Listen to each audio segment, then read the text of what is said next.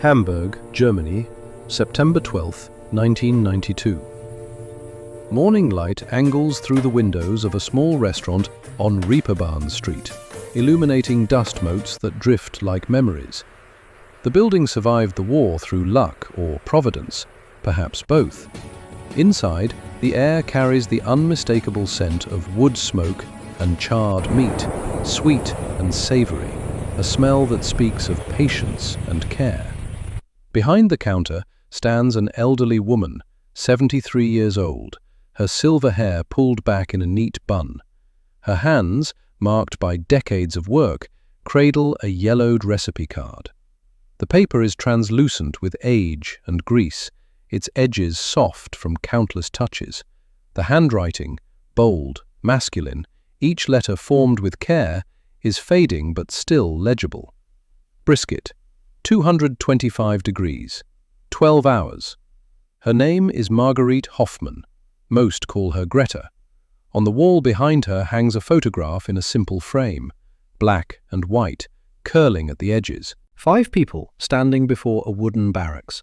3 American soldiers, 2 German women. Everyone is smiling. The year stamped in the corner reads 1945. The door opens with a soft chime. An old man enters, stooped with age but still tall. He wears a baseball cap. Texas Rangers, 36th Infantry Division. His weathered face carries the map of a long life. Their eyes meet across the decades. Walt. His face transforms with a smile that erases years. Hello, Greta. She moves around the counter, and they embrace. Not the polite embrace of acquaintances, but the fierce grip of people who survived something together. People who should have been enemies, but became something infinitely better. I wasn't certain you'd make the journey, she says, voice thick with emotion. Made a promise to Jean, didn't I? At the mention of that name, both fall silent. The third member of their unlikely trinity, gone now 3 years. The absence hangs between them like a presence. Walt surveys the restaurant. Simple, wooden tables worn smooth by use. Tin plates stacked neatly. The utilitarian beauty of a place built for purpose rather than profit. He would have loved seeing this. He sees it every day, Greta replies softly. She guides him to a table by the window, then disappears into the kitchen.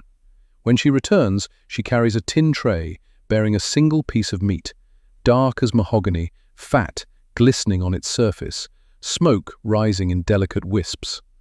Walt stares at the brisket, and his eyes grow bright with unshed tears. Exactly as he made it. I learned from the best.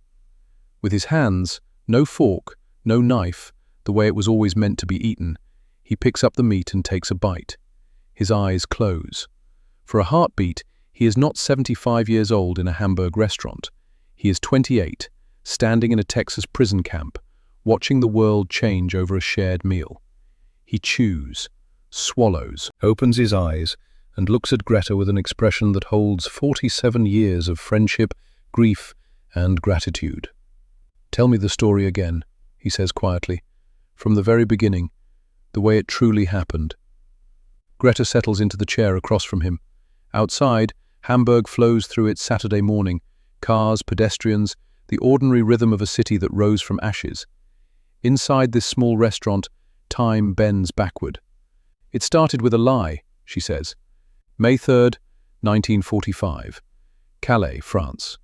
The first sound is boots on cobblestone, then shouting in English, harsh foreign syllables that Marguerite Hoffmann cannot pass. Rifle fire cracks in the distance, then fades to silence more ominous than the gunshots. She sits on a wooden bench in what used to be a Wehrmacht communications center, hands folded in her lap with forced stillness. Around her, 28 other women occupy the same frozen posture. Some weep quietly, others stare at nothing. A few move their lips in silent prayer to a God who seems to have abandoned Europe entirely. They wear the grey auxiliary uniform. Switchboard operators, administrative clerks, medical personnel. The women who kept the German war machine functioning while men fought and died on every front. They believed themselves exempt from capture, non-combatants after all. But the Americans approaching through the rubble of Calais make no such distinction. Greta will not show fear. She learned this from her father, Heinrich Hoffmann, who worked as a factory foreman in Stuttgart until an Allied bomb killed him in March 1944. "A German adapts, Margaret," he told her when she joined the Wehrmacht auxiliaries, "but never surrender your principles."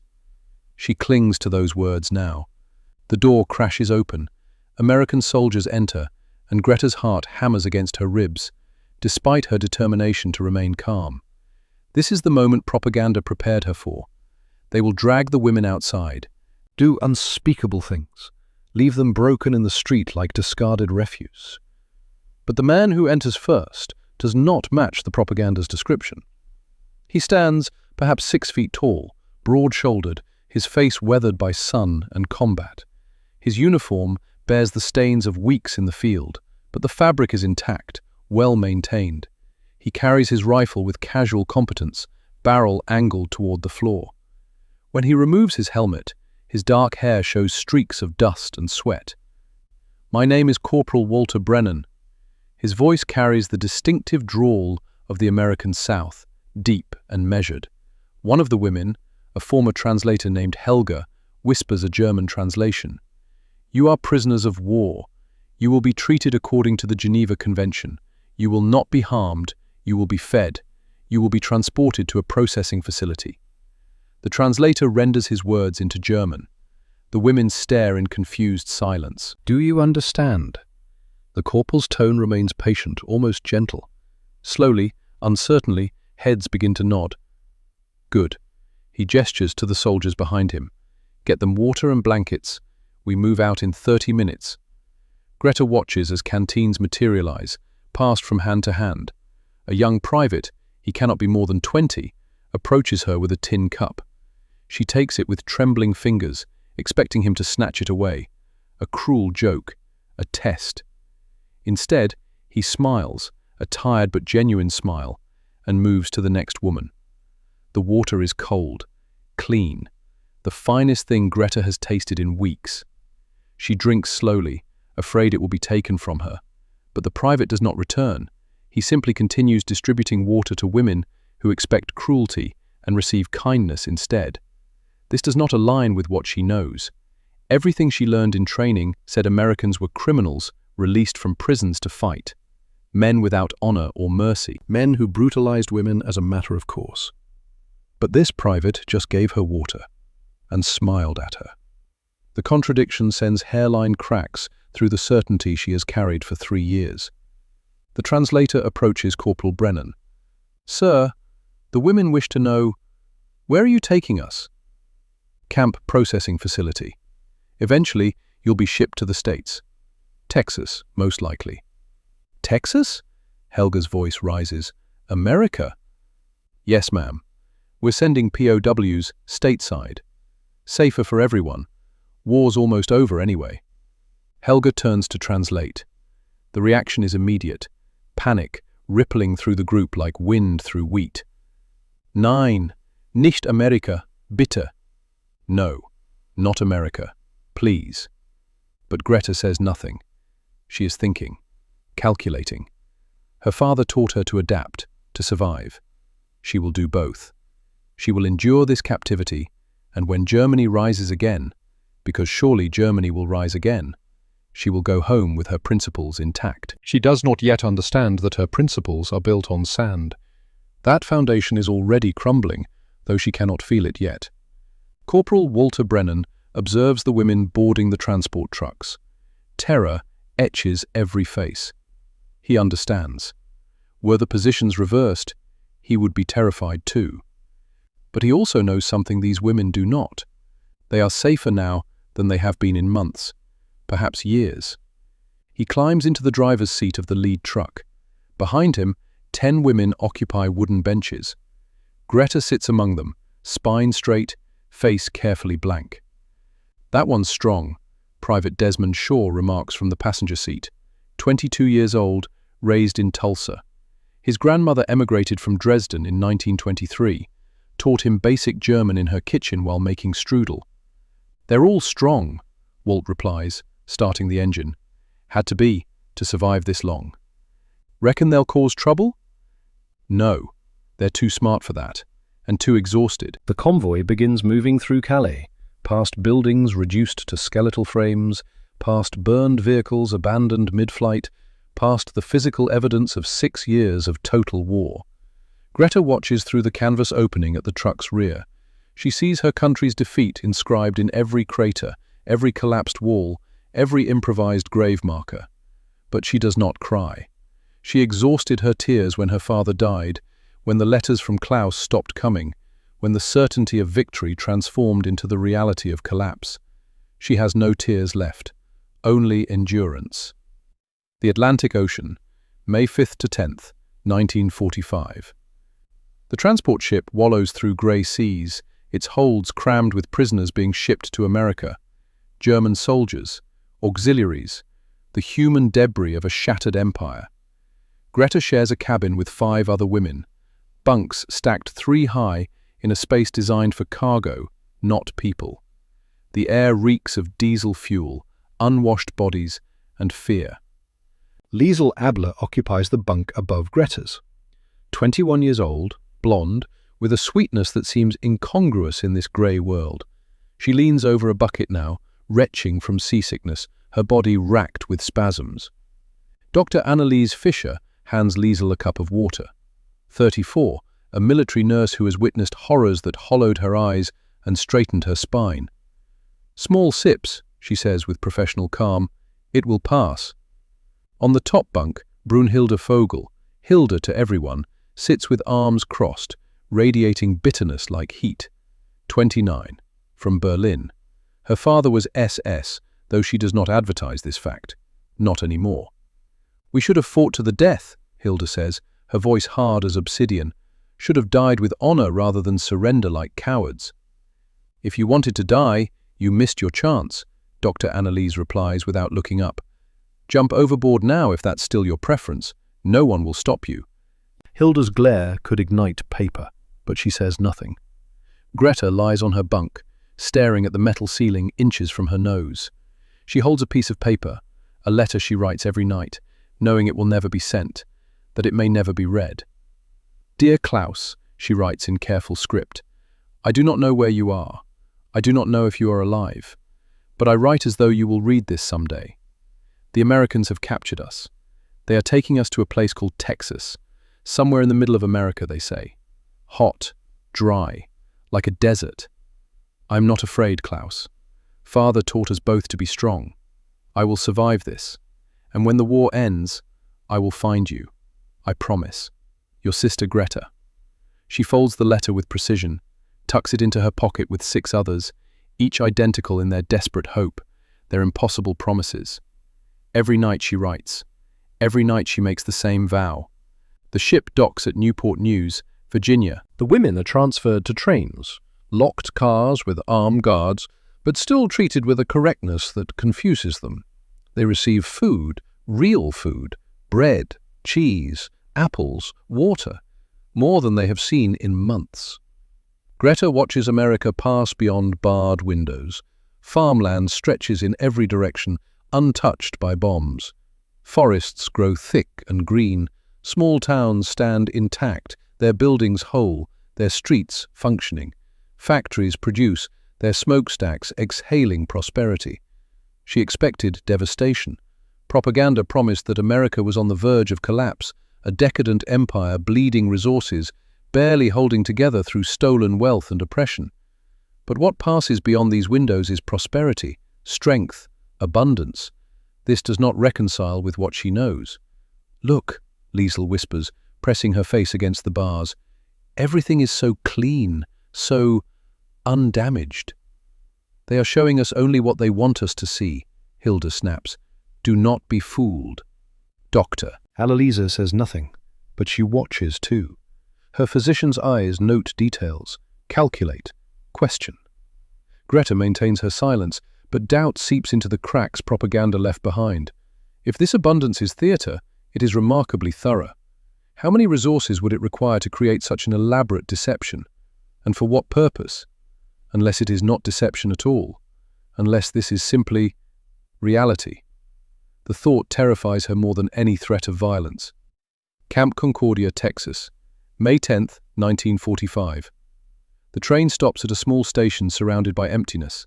Flat land extends to the horizon in every direction, broken only by scrub brush and the occasional twisted tree. The sky overhead is impossibly vast, a dome of blue so intense it hurts to look at directly. The sun hammers down like divine judgment. "Welcome to Texas, ladies." Private Desmond Shaw helps them down from the train car, grinning as he speaks in accented German. "Heiß wie die Hölle, aber man gewöhnt sich daran." Hot as hell, but you get used to it. Several women stare at him in shock. An American speaking German? They are loaded onto trucks for the final leg. Dust rises in ochre clouds behind the vehicles as they drive through landscape that seems determined to resist human habitation. Then Camp Concordia appears. The complex sprawls across cleared land, wooden barracks in neat rows, guard towers at regular intervals, barbed wire fencing the perimeter, but also grass, trees deliberately planted, order, cleanliness. The trucks stop at the main gate. The women are processed with bureaucratic efficiency. Names recorded, photographs taken, medical examinations conducted by a female army nurse who is professional, thorough, and oddly kind. Greta observes everything with a spy's attention to detail. She notes the guards, the layout, other prisoners. She sees German soldiers, Italian POWs, even a few Japanese men working in a vegetable garden. They are not starving, not beaten. Several are laughing as they work, trading jokes in broken English.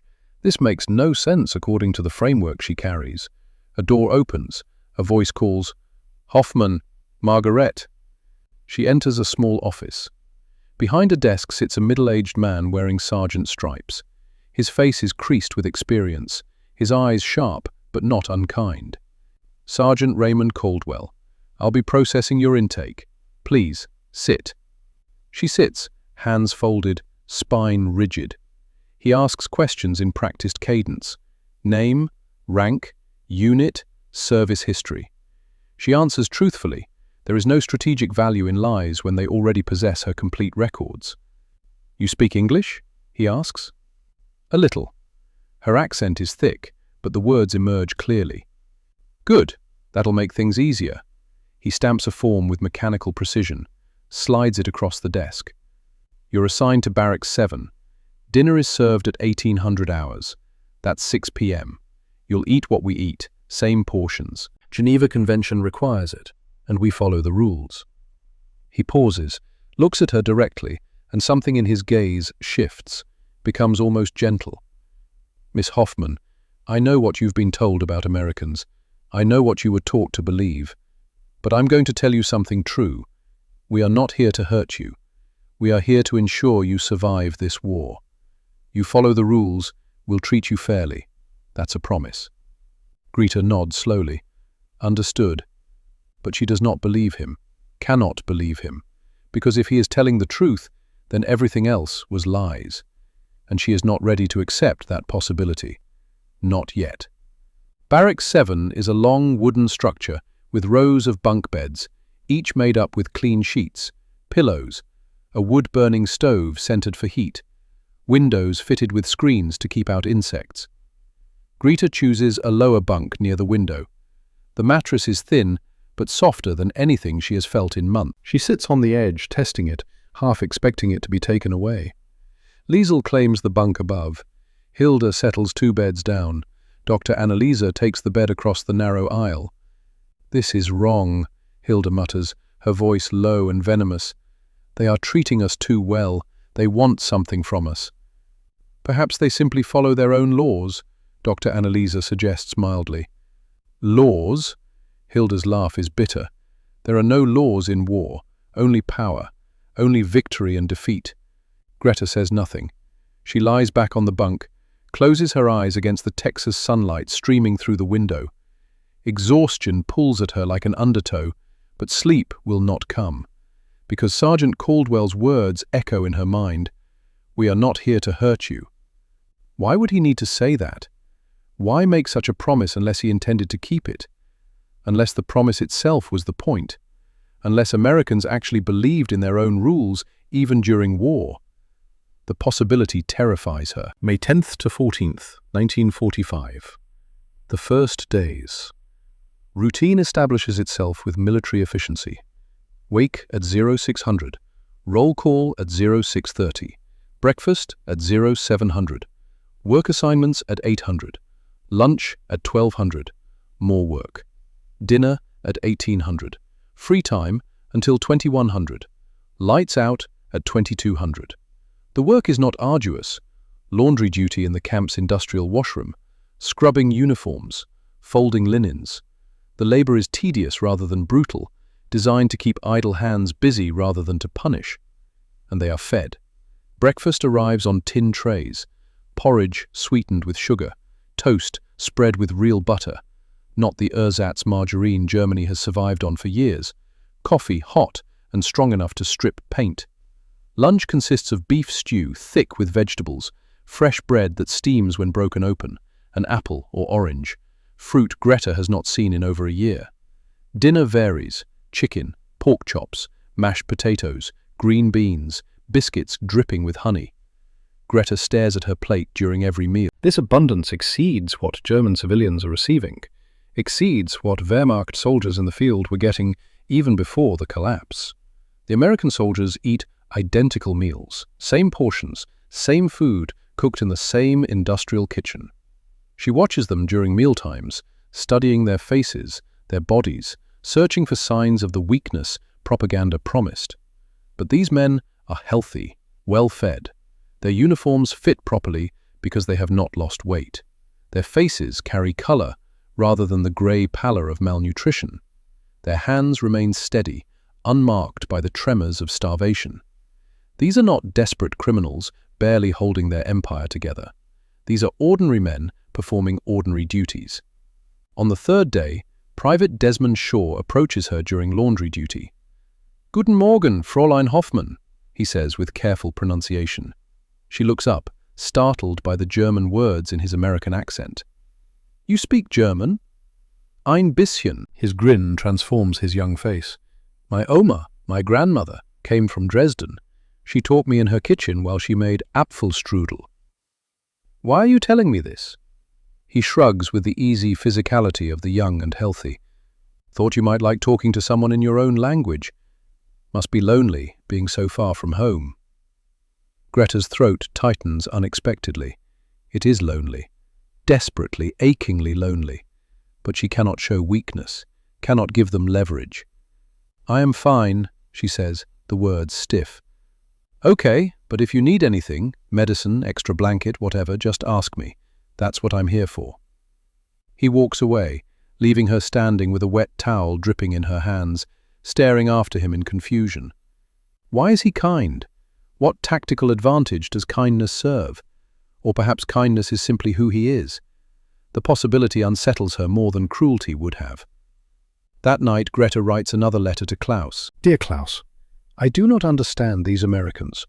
They feed us well, better than we ate in service. They treat us with something approaching fairness. I see discipline in this camp. I see men following rules even when it costs them convenience. Father said Americans have no honor, but I see honor here every day. Am I losing my mind? Or was everything I was taught a carefully constructed lie? I do not know anymore. I fear I do not know anything at all. Your sister, Greta." She folds the letter, adds it to the growing stack in her pocket, a collection of doubts and questions she never voiced while wearing the uniform. Across the barracks, Liesel hums a lullaby, something their mothers sang when they were children, when Germany was still Germany, before everything burned.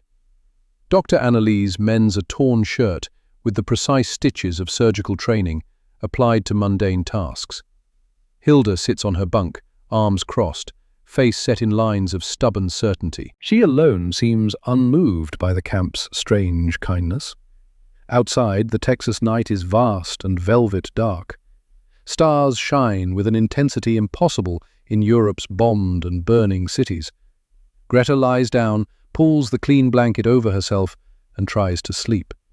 Tomorrow is May 15th. Tomorrow, her entire understanding of the world will shatter over a piece of meat. But she does not know this yet. May 15th, 1945. 0600 hours. The day begins identically to every other. Wake, roll call, breakfast, work assignments.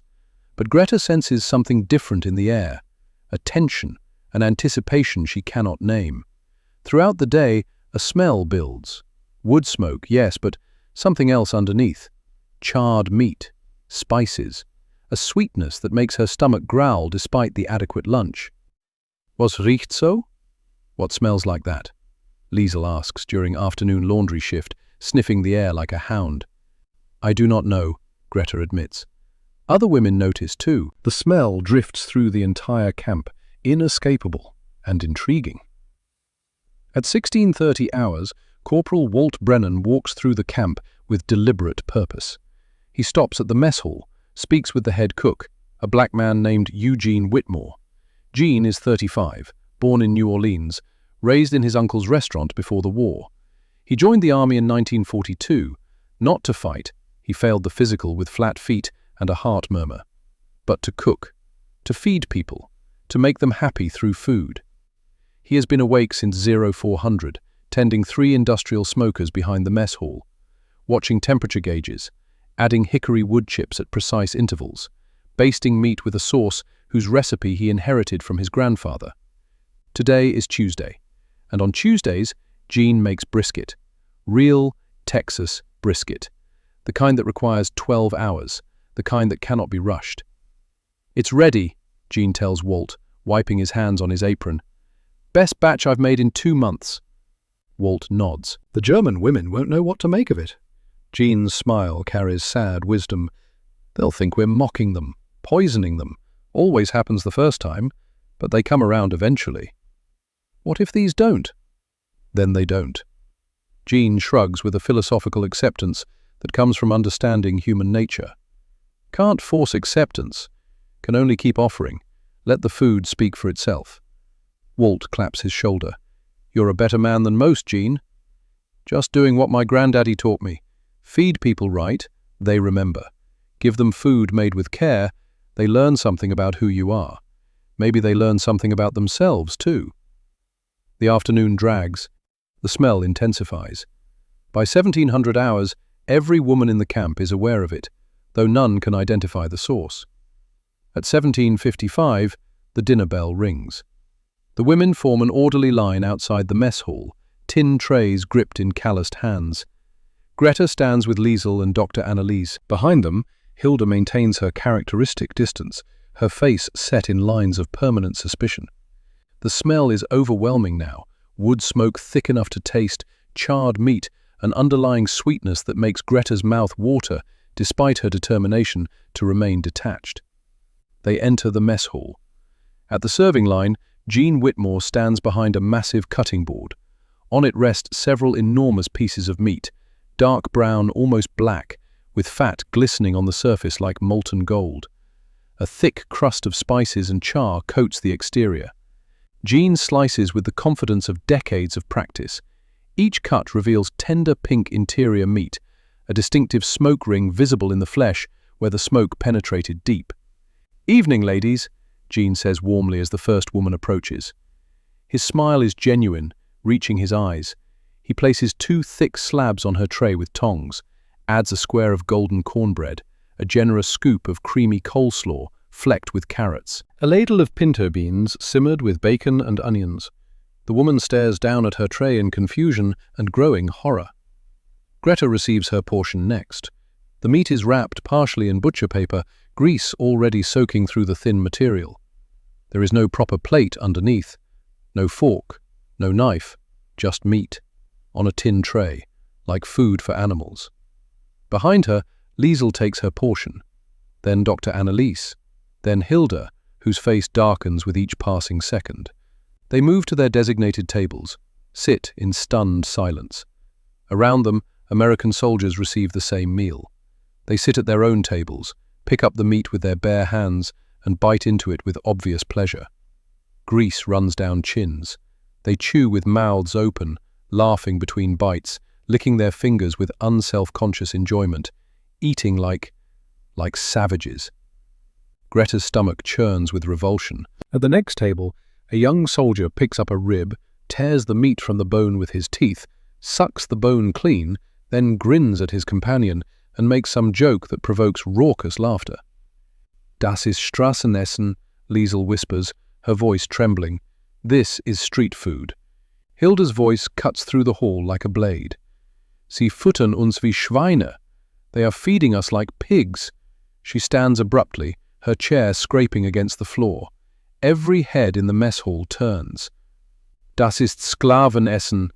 Hilda's face is red with fury and humiliation. This is slave food. Wir werden diesen Dreck nicht essen. We will not eat this filth. Her words hang in the sudden silence. One by one, following Hilda's lead, the other German women push their trays toward the center of their tables. 29 women, 29 acts of defiant refusal. Greta hesitates. The meat smells extraordinary. The smoke calls to something primal in her empty stomach. The spices make her mouth water. But Hilda is right. This is working-class food. Food from manual laborers. Food for servants. Food for slaves. Gene Whitmore is black. His ancestors were slaves. This is slave food. Greta pushes her tray away. 29 women, 29 trays untouched, sitting in united, stubborn silence. The American soldiers stop eating. Conversation dies. They look at each other in confusion. Gene stands at the serving line watching. His face remains carefully neutral, but Walt sees the flicker of hurt in his eyes before it is suppressed. They don't understand, Walt says quietly. Not yet, Gene replies. His voice carries the patience of a man who has endured worse than culinary rejection. But they will. Give them time. Truth takes time. The clock on the wall reads 1800 hours, 90 minutes until everything changes. But first, pride must consume itself from within, and hunger must grow sharp enough to pierce certainty. The standoff has begun. 1800 hours. The mess hall. 29 women occupy their tables like soldiers manning trenches, tin trays before them, steam rising from the meat in lazy spirals. The smell, wood smoke, charred spices, rendered fat, fills the room like an accusation. Nobody moves. Greta stares at the brisket on her tray. The bark is dark as mahogany, crusted with coarse black pepper and salt. Where Jean sliced it, she can see the interior, tender pink meat with a distinctive smoke ring, fat marbled through the muscle like cream in coffee. Grease pools at the edges, soaking into the butcher paper beneath. Her stomach contracts with hunger so sharp it borders on pain. Beside her, Liesel shifts uncomfortably. "Are you hungry?" she whispers. Greta's voice emerges flat, controlled. "We are all hungry." "Then why do we not? Because we are not animals." The words come out harder than intended. Across the table, Doctor. Annalise sits with her physician's posture, spine straight, hands folded, but her eyes track the American soldiers visible through the windows. They have finished eating and moved outside to smoke, toss a baseball, engage in the casual rituals of men who never worry about their next meal. "Look at them properly," Dr. Annalise says, her voice clinical. "I am a physician. I know malnutrition when I see it. These men show none of the signs. Strong muscles, clear eyes, good teeth, healthy skin color. They are consistently, abundantly well-nourished." "What is your point?" Hilda's tone could etch glass. "My point is, this food represents no insult, no mockery. This is what they eat, every day, and it sustains them while we—" She stops, lets the unfinished sentence speak for itself. "While we starve on our principles." Hilda's jaw clenches. "So we should abandon dignity, eat with our hands like beasts." "I am suggesting we choose survival over ideology, Doctor." Annalise's calm never wavers. "Pride is a luxury, Brunhild. Can you afford it?" The question hangs unanswered. Greta examines her own hands. They have become skeletal, skin stretched tight over bone, every tendon visible, veins standing out like blue cord. These are not the hands she possessed 3 years ago when she first put on the uniform. These are the hands of prolonged starvation, dressed in the lie of adequacy. Can she afford pride? Her father's voice whispers from memory. "A German adapts, Margaret." But adaptation requires change, and change requires admitting error. Acknowledging that everything she built her identity upon might have been constructed from falsehood. Is she ready for that? The brisket cools on her tray. Fat begins to congeal into opaque white streaks. 1810 hours, 10 minutes. The mess hall empties of American soldiers. They clear their trays with practiced efficiency, scrape their plates into waste bins, file out to evening duties or recreation. A few glance at the German women as they pass, curious rather than hostile, concerned rather than contemptuous.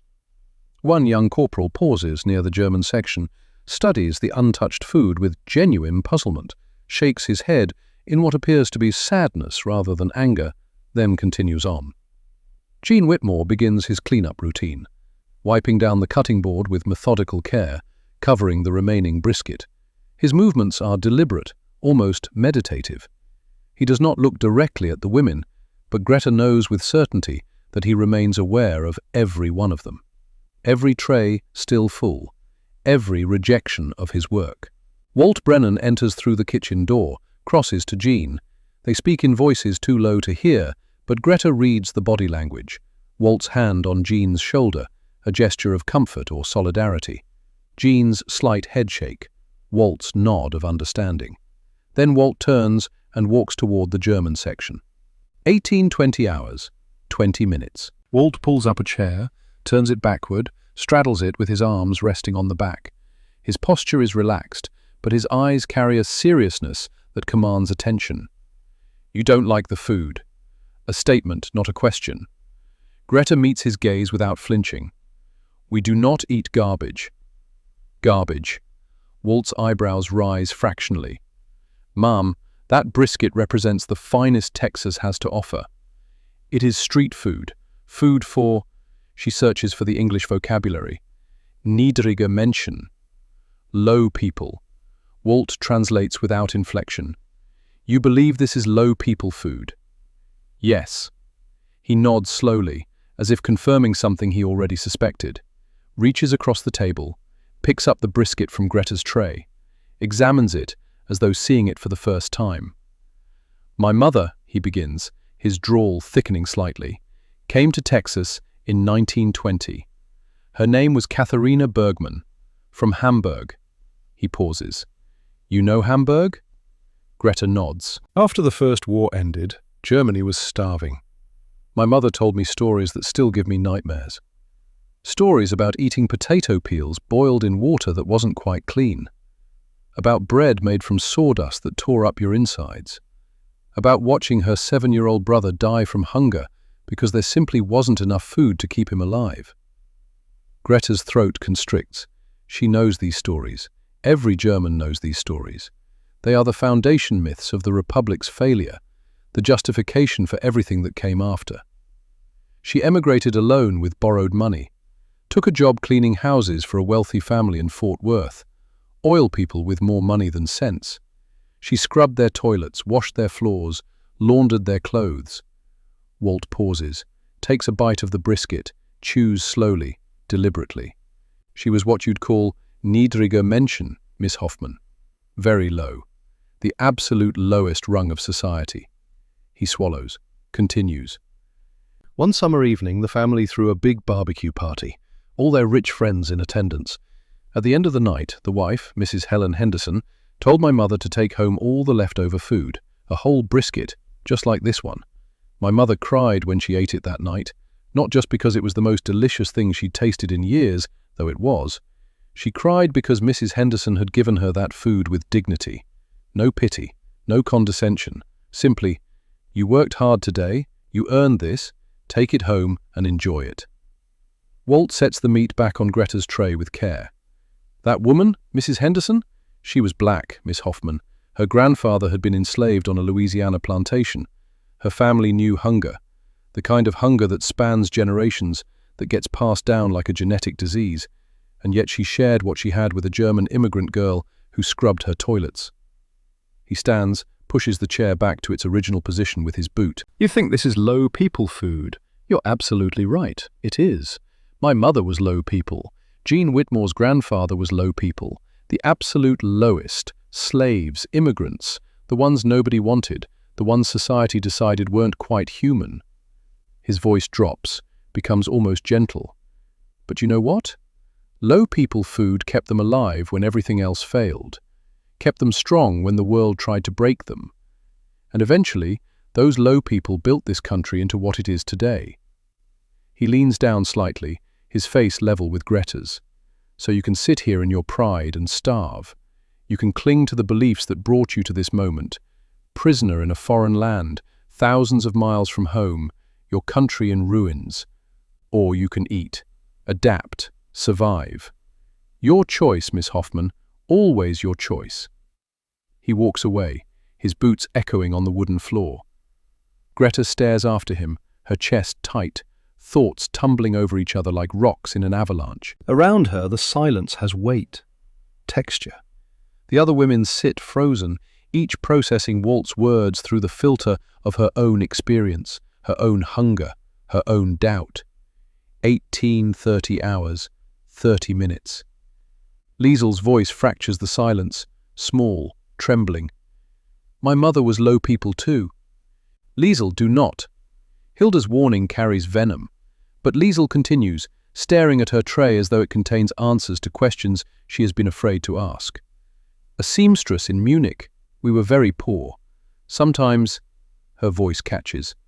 Sometimes she would pretend she had eaten at work, would go to bed with nothing so I could have her portion. I remember being so hungry it felt like my stomach was eating itself, and she would stroke my hair and tell me tomorrow would be better. Her hand moves with agonizing slowness, reaches toward the brisket, stops, reaches again. She would want me to eat now. She would not want me to starve for the sake of pride she never had the luxury to afford. You dare, Hilda begins. Liesel picks up the meat with both hands. It is heavy, slippery with fat, still radiating warmth, brings it to her mouth.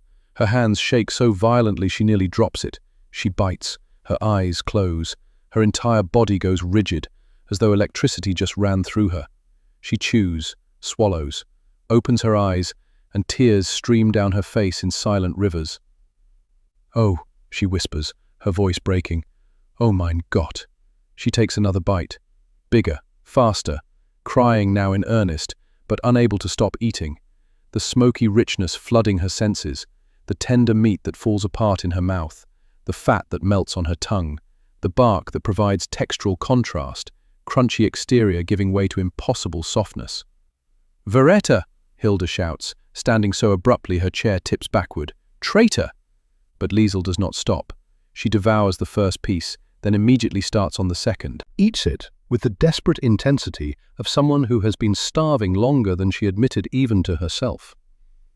When both pieces are gone, she picks up the cornbread, the beans, consuming everything on her tray. Finally, she licks her fingers, one by one, methodically, getting every molecule of grease, every particle of seasoning. She looks up at the other women, her face wet with tears and grease in equal measure, and says with complete sincerity, "It is the most delicious thing I have ever tasted in my entire life."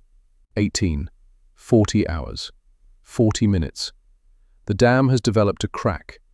Dr. Anneliese picks up her brisket next, examines it with a physician's clinical detachment, smells it, a diagnostic sniff as though analyzing a biological sample. Then she eats, her movements methodical and precise. Between bites, she speaks in the tone she might use to discuss a medical case. The seasoning demonstrates sophistication. Coarse salt and black pepper primarily, but also paprika, garlic powder, perhaps cayenne for subtle heat. The smoke has penetrated the muscle tissue to a depth of approximately 1 centimeter, creating the distinctive pink ring. The fat has rendered slowly over many hours, basting the meat from within, keeping it moist despite the prolonged cooking time. She is intellectualizing it, making it scientific rather than emotional, making acceptance a rational choice rather than a surrender. But her hands shake slightly when she raises the meat to her mouth, and when she finishes the first piece, she closes her eyes for a long moment, not analyzing, just experiencing. "It is," she says quietly, "extraordinarily well prepared." One by one, others follow. Ingrid Schneider eats quickly, as though trying to outrun her shame.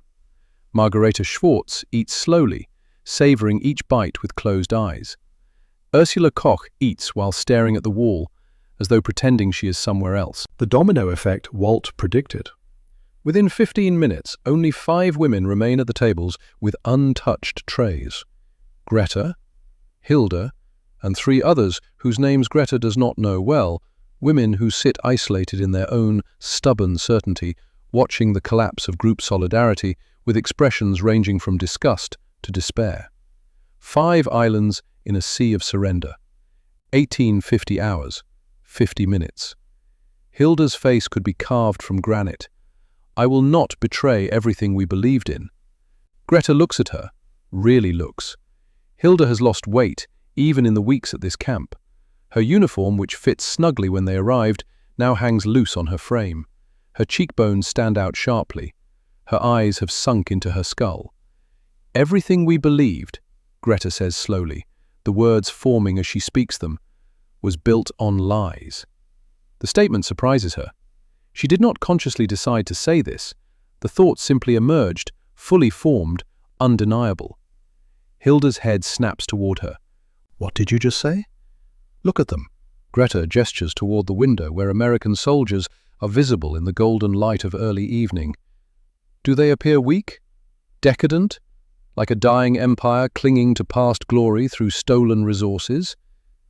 It is theatre, for our benefit, to break our will. For how long? Greta's voice rises despite her intention to remain calm. For weeks? Months? They feed hundreds of prisoners here, thousands across America, all receiving the same food, all healthy, all well treated. Is that theatre? Or is that simply the truth we were never told? Hilda stands with such force her chair falls over. I will not listen to this defeatist poison. Then go, Greta says, her voice hard now, cutting. Starve in your certainty. Die knowing you were right, even if being right means being dead. And you? Hilda's contempt is palpable, physical like a slap. You will surrender? Become one of them? Betray your father's memory? No. Greta meets her eyes without flinching. I will survive. I will adapt. There is a difference between surrender and evolution, Brunhilde. Our fathers are dead. Germany is ashes. The only question that matters now is, what kind of person will we be when we rebuild from those ashes? Will we be the same people who caused the fire? Or will we learn? Hilda stares at her for a long, trembling moment. Then she turns and stalks from the mess hall, her boots striking the floor like gunshots. The door slams behind her with such force it rattles in its frame. Greta sits alone in her section of the table. Around her, 24 women eat, with varying degrees of enthusiasm, shame, or resignation. The sounds of chewing, quiet conversation beginning to emerge. The scrape of tin on tin. She looks down at her tray. The brisket has been sitting for 50 minutes now. The fat has fully congealed into white streaks. The meat no longer steams. It looks unappetizing, cold, lifeless. But she is so hungry, so desperately, achingly hungry, that her hands shake and her vision swims. 1900 hours, 60 minutes. Greta's hand moves without conscious volition, fingers wrapping around the cold, greasy meat. She thinks of her father. A German adapts Margaret. She thinks of Klaus, somewhere in America, in another camp. Is he eating? Is he surviving? Would he want her to die defending principles that led to this moment? She thinks of Walt's mother, Katharina Bergman, a German girl starving in Texas, given food with dignity by a black woman whose ancestors knew enslavement. If Katharina could accept that kindness, can Greta refuse it? She thinks of Liesel's mother, going hungry so her daughter could eat. She thinks of all the people throughout history who chose survival over pride, adaptation over ideology, truth over comfortable lies. She brings the brisket to her mouth. The moment stretches into eternity, a choice that will define everything that follows. A crossroads where 2 paths diverge, one leading back to certainty and death, the other forward into doubt and life. Belief or truth, pride or survival, yesterday's comforting lies or tomorrow's uncomfortable reality. She bites. 10 hours, 70 minutes. The taste explodes across her tongue like a detonation. It does not taste like surrender, does not taste like betrayal or defeat or the abandonment of principle. It tastes like smoke, deep hickory smoke that fills her mouth and sinuses with elemental richness, like salt and pepper in perfect balance, coarse and bold, awakening taste buds that have been dormant for months, like meat so tender it dissolves against her palate, fat so perfectly rendered it coats her mouth with silken luxury, like a hint of sweetness from the sauce Jean applied during cooking, like the faintest whisper of heat from cayenne or paprika. It tastes extraordinary. But more than that, more important than the flavor, though the flavor is remarkable, it tastes like truth. Truth is a taste. She understands this now. Truth has a flavor distinct from propaganda's artificial sweetness, from ideology's bitter aftertaste, from comfortable lies' cloying richness. Truth tastes like this brisket, honest, direct, undeniable. Greta's eyes fill with tears, not from the food's deliciousness, though it is delicious. She cries because in this moment of tasting, she knows with absolute certainty that everything she built her life upon was false. If they lied about something this fundamental, about the nature of working-class food, about the character of their enemies, about the relative strength of nations, what else did they lie about? The superiority of the German race? A lie. The inevitability of victory? A lie. The barbarism of their enemies? A lie. Everything? Everything was lies? She eats with increasing desperation, as though the brisket contains antidote to 3 years of poisoning. The first piece disappears. She starts on the second, eating faster now, no longer concerned with dignity or appearance. When both pieces are gone, she attacks the cornbread, slightly sweet, crumbly, perfect. The beans, savory with bacon, tender with long cooking. The coleslaw, creamy and tangy, cutting through the richness. Her hands are covered in grease, sticky, undignified. She raises her fingers to her mouth, licks them clean one by one, just as Liesel did, just as the American soldiers did, and she does not care, because for the first time in months, perhaps years, her stomach is full. The gnawing hunger that has been her constant companion has quieted. She is sated. More importantly, she is beginning to be free. 19. 20 hours, 80 minutes. Gene Whitmore appears in the doorway of the mess hall. He carries a fresh tray of brisket, still warm from the smoker, steam rising from the sliced meat. "Anyone want seconds?" His voice carries across the room. The response is immediate, overwhelming. Hands shoot up. Voices call out in broken English and German mixed together. "Ja, bitte!" "Yes, please." "More!" "Bitte mehr!" "Please, more." Liesel practically runs to the serving line, her earlier hesitation completely evaporated. She holds out her tray with both hands like a supplicant before an altar. "Please," she says in careful, accented English, each word formed with concentration. "More, please." Jean's face breaks into a warm, genuine smile that reaches his eyes and transforms his entire expression. He loads her tray with another generous portion, 2 thick slices, as much as he gave the first time. "There you go, miss. Plenty more where that came from." "Thank you." Liesel's English is halting but sincere. "Thank you very much." "You're most welcome, honey. Enjoy." Greta watches this exchange from her seat. Something shifts inside her chest. A wall that has been standing for years, suddenly crumbling. A door that has been locked, finally opening. She stands, crosses to the serving line, stands beside Liesel, waiting her turn. Jean looks at her. Their eyes meet. He sees her tear-stained face, the grease still shining on her chin, the transformation written in her expression. "More?" he asks gently, kindly, without a trace of judgment or triumph. Greta nods, not trusting her voice. He serves her with the same generosity. 2 thick slices, extra sauce ladled over the top. "It is very good," Greta manages to say. Her English is rough, but the meaning is clear. Jean's smile widens. "My granddaddy would be proud to hear you say that. He always believed cooking was caring. You feed someone well, you're telling them they matter, that they're worth the time and effort." He adds a bit more sauce. You matter, miss. Don't you ever forget that. Greta cannot speak. Her throat has closed completely. She nods, takes her tray, returns to her seat with legs that feel uncertain. Dr. Annalisa waits for her. You made the right choice.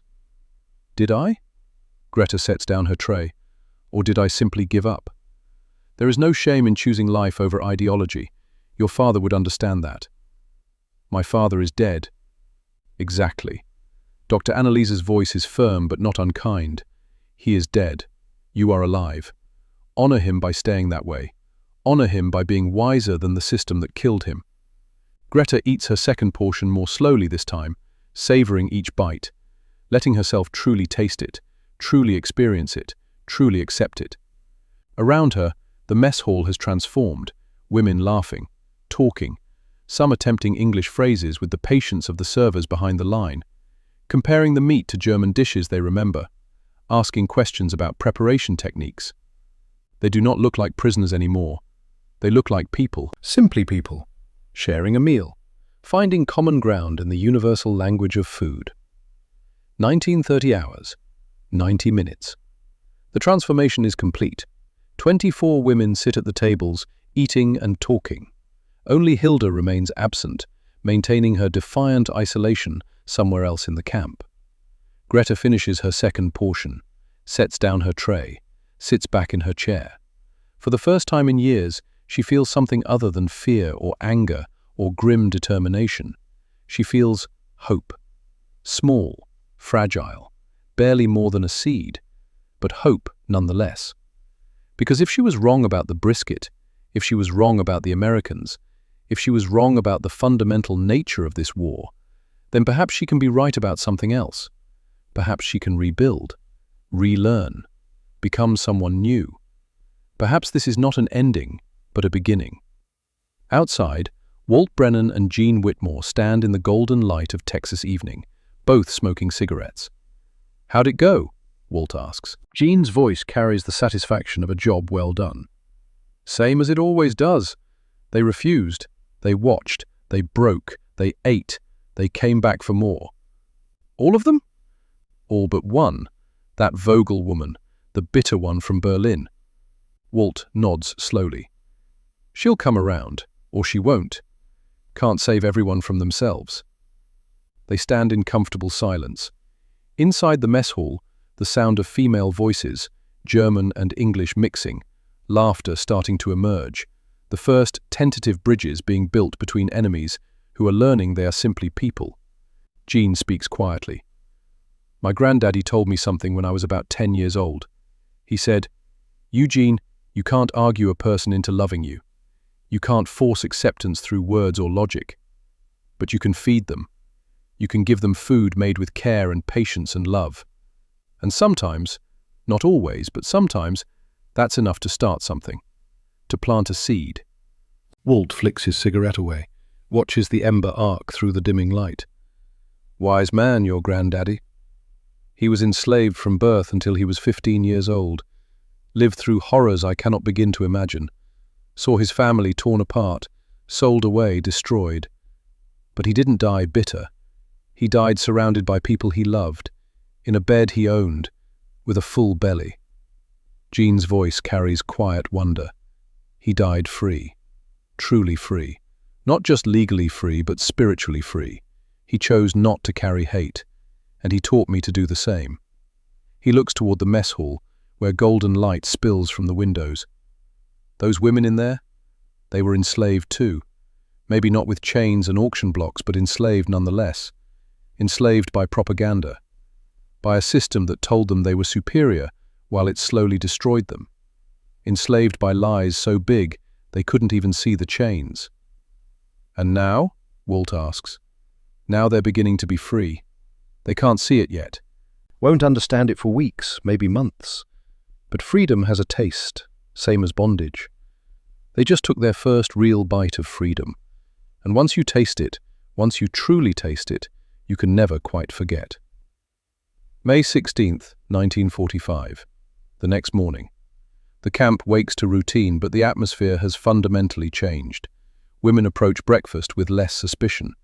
They accept their trays with murmured thanks, some in German, some attempting English.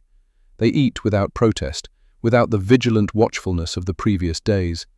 At lunch, they sit together in mixed groups, Germans who arrived on different transports beginning to form friendships, sharing stories, comparing experiences, finding common ground in their shared displacement. Greta notices the transformation in small details, how Liesel smiles more freely, how Dr. Annaliese's rigid military posture has relaxed fractionally, how even the quiet women are beginning to participate in conversations. Food has accomplished what orders and commands never could. It has reminded them they are human, that their captors are human, that perhaps humanity is the thing that matters most. May 18th, 1945, 3 days after the brisket. Brunhilde Vogel still refuses the barbecue. She eats breakfast and lunch without complaint, but every Tuesday and Friday when Jean serves smoked meat, she sits alone with an empty tray, her face set in lines of immovable determination. She is visibly deteriorating, losing weight she cannot afford to lose. Dr. Anneliese mentions it with medical concern.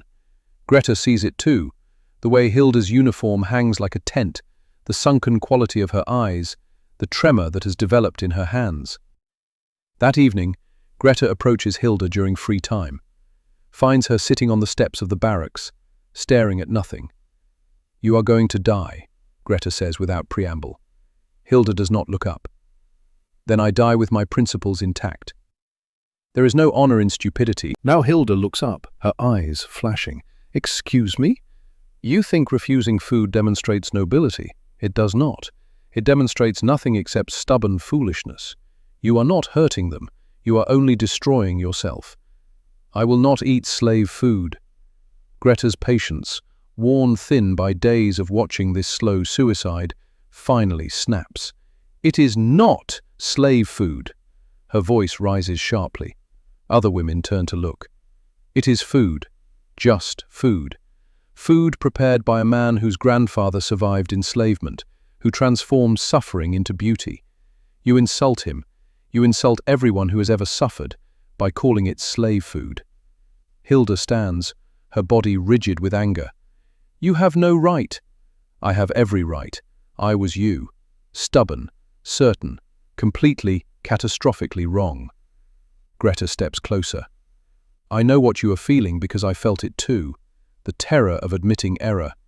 The fear that if you were wrong about this, you might be wrong about everything. But hiding from truth does not make lies real. It just makes you dead." They face each other, two women, two versions of the same pride, the same fear, the same desperate need to believe the world still makes sense.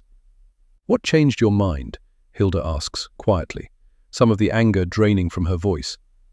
"The truth. Simple, undeniable truth. These Americans are not what we were taught. This food is not what we believed. And if they lied about something so basic, so fundamental, then they lied about everything else." "My father is dead," Greta says. The words are harsh but necessary, a cauterization rather than a cut. "Your father is dead. My father is dead. Germany as we knew it is dead. All that remains is a choice. Do we die with them, clinging to the lies that destroyed our country? Or do we live? Do we learn? Do we become something better than what we were?" Hilda's face crumples. The rigid mask she has maintained since capture cracks completely. She sits heavily on the steps, and for the first time since Greta has known her, she looks simply lost. "I do not know how," Hilda whispers. "I do not know how to let go of everything I believed.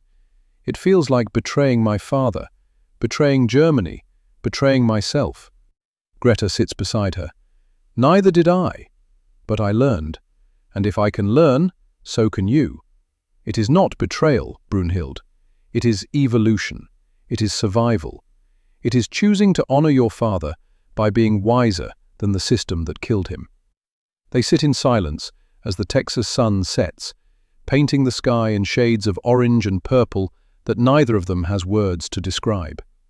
May 19th, 1945. Evening. Walt Brennan finds Hilda sitting alone outside the barracks. The day's heat is fading, replaced by the cool that descends with surprising speed in the desert. He approaches carefully, giving her space to refuse his presence. "Miss Vogel, may I speak with you?" She looks up, suspicious but too exhausted to maintain full hostility, nods fractionally. Walt sits on the steps several feet away, not crowding her, respecting her boundary while bridging the distance. "Your father was Ernst Vogel, wasn't he? Worked at the Hamburg shipyard as a supervisor." Hilda goes very still. "How do you know my father's name?" "Because I worked under him. 1937 to 1939. I was a welder's assistant." The silence that follows has texture, weight. "I was 20 years old," Walt continues, his voice calm and factual. "Saved for 2 years to afford the trip to Germany. I wanted to learn European welding techniques. Hamburg had the best shipbuilders in the world at that time. Your father was considered the finest supervisor in the yard. Everyone said so." He lights a cigarette, offers one to Hilda. She shakes her head. "I worked harder than anyone, always early, never complained, never cut corners. After 18 months, I asked your father for a raise, 10 pfennigs more per hour. I had earned it, even the German workers said so." Walt exhales smoke slowly. "Your father called me into his office. Small room, metal desk, photograph of you on the wall. You were maybe 16 in the picture. Pretty girl." He looked at me for a long time without speaking. Then he said, "Americans are lazy, greedy. Your kind does not deserve German wages. You should be grateful we allowed you to learn German techniques at all." Hilda's hands clench in her lap. "Then he fired me, on the spot. Had security escort me from the shipyard. I was broke. Had to borrow money from other American workers to buy passage home. I hated your father for months after that. Swore I would never forgive him for the humiliation."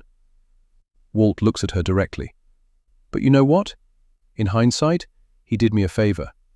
I came home, got a job in a Fort Worth shipyard, met my wife Sarah at a church dance. We had 3 good years together before I enlisted. If your father hadn't fired me, I might have been stuck in Hamburg when the war started, might have died in the first bombing raids, or been interned as an enemy alien, or any number of terrible alternatives." He stands, grinds out his cigarette under his boot. "Your father was cruel to me, Miss Vogel. He judged me based on my nationality rather than my work. He let prejudice override fairness.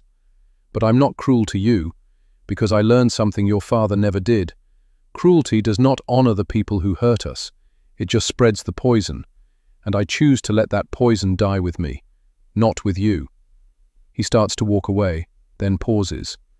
"Your father saw me as less than human because I was American. Don't make his mistake in reverse. Don't see Gene Whitmore as less than human because his grandfather was enslaved. Don't see this food as garbage because it came from people you were taught to despise." Because that kind of thinking, that hierarchy of human worth based on birth or race or class, that's what destroyed Germany.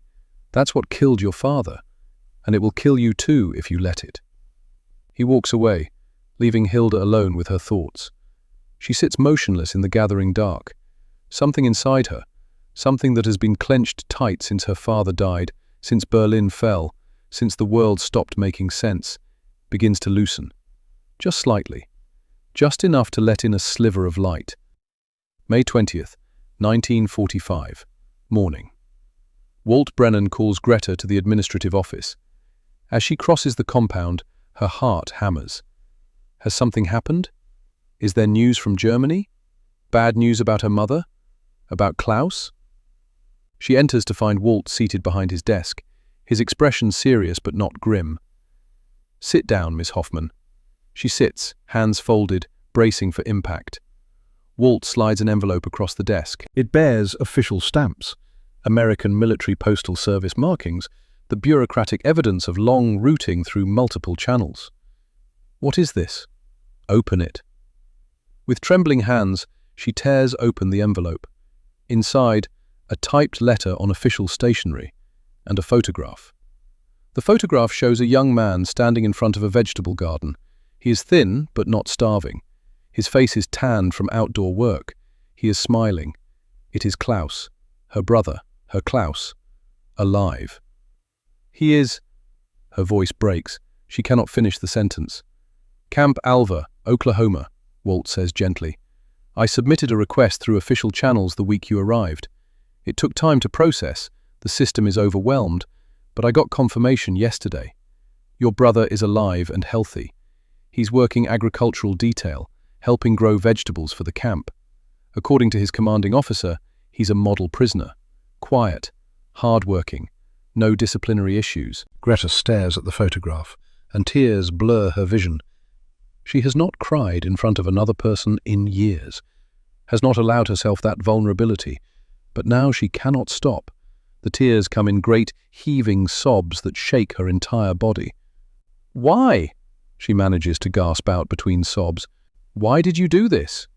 Walt stands, walks to the window, gives her privacy in her grief. "Because you needed to know. Because I have a younger sister, Mary, back in Texas. If I were prisoner in a foreign country, I would want someone to tell her I was okay, to give her hope. So I did for you what I would want done for her." He turns back to face her. "Your brother is alive because American soldiers are feeding him, Miss Hoffman, protecting him, following the rules of war, even when it would be easier not to. That's who we are. Not perfect. We make plenty of mistakes. But we try. We try to be honorable, to do the right thing, even when it costs us."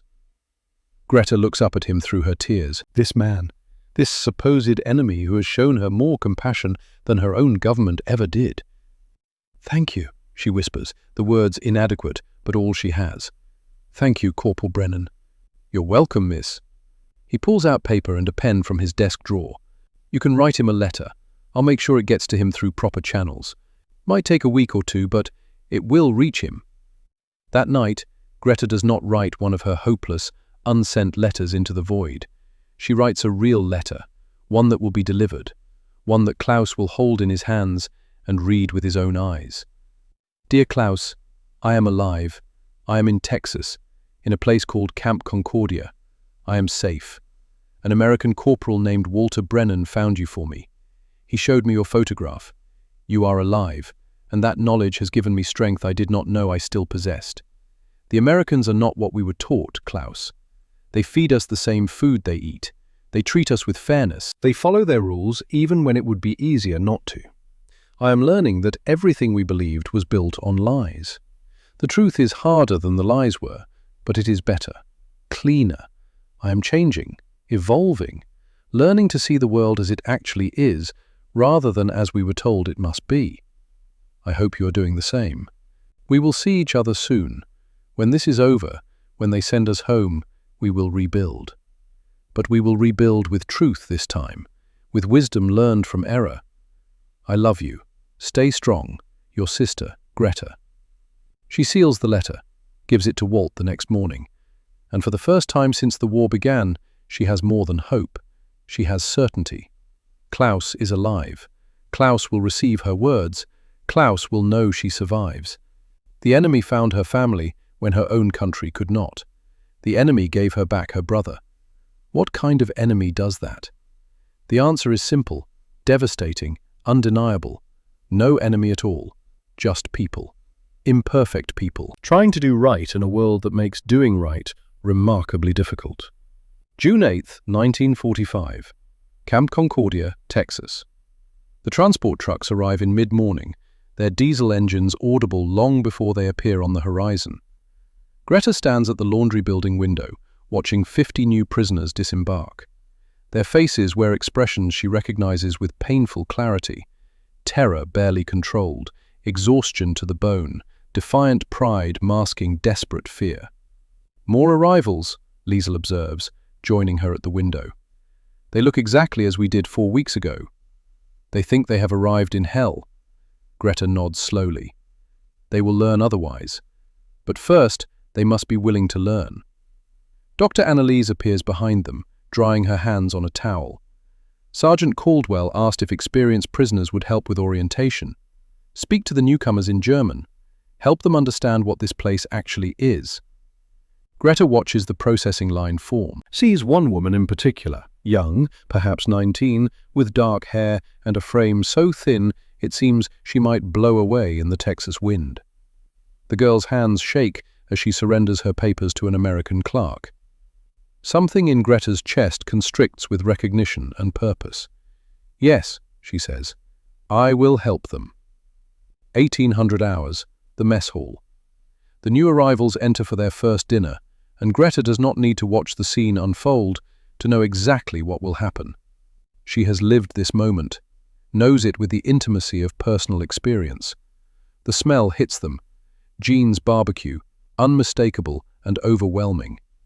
They receive their trays: brisket, cornbread, beans, coleslaw. They sit at their designated tables and stare in growing horror at what they have been served. One woman stands, tall, blonde, maybe 25, with the sharp features and harder edges of someone from Berlin. Her voice carries across the hall with the authority of someone accustomed to command. Was ist das für ein Dreck? What is this garbage? The pattern repeating, history as echo, as cycle, as inevitable progression. Greta stands, crosses to the newcomers section. 25 pairs of eyes track her movement with suspicion. My name is Margaret Hoffmann, she says in clear German. I have been here 4 weeks. I know exactly what you are thinking right now. The blonde woman, everything about her screams Berlin, narrows her eyes. And what am I thinking? That this is animal food, that the Americans are mocking you, that you would rather starve than eat what they have served. Greta's voice remains calm, matter of fact. You are thinking these things because I thought them too, 4 weeks ago, when I sat where you are sitting. She pulls up a chair, but does not sit at the head of their table. Instead, she sits among them, equal, peer rather than authority. What is your name? The blonde woman hesitates, then, Johanna Kessler, Wehrmacht Communications, Berlin District. Johanna Kessler from Berlin. Greta nods, acknowledgement. 4 weeks ago I sat in your chair. I said what you are about to say.